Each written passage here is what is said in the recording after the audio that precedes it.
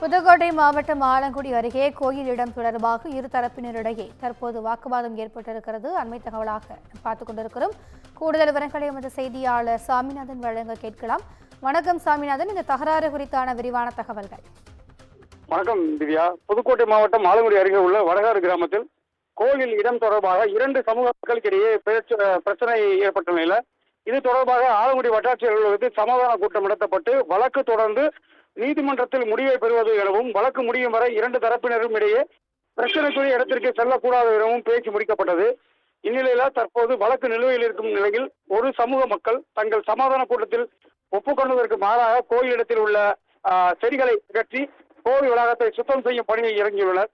இதனால் ஆத்திரமடைந்த மற்றொரு தரப்பினர் புதுக்கோட்டை சேதுபாவா சத்திரம் மாநில நெடுஞ்சாலையில் வடகாடு காவல் நிலையம் அருகே சாலை மறியல் போராட்டத்தில் ஈடுபட்டு வருகின்றனர்.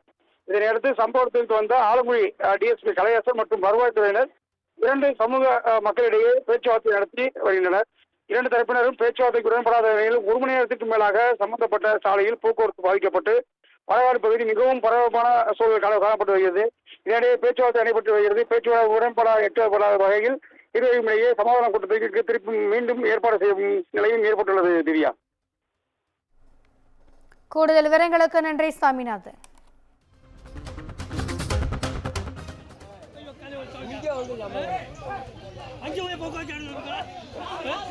பாதுகாப்பு கொடுக்குறீங்க.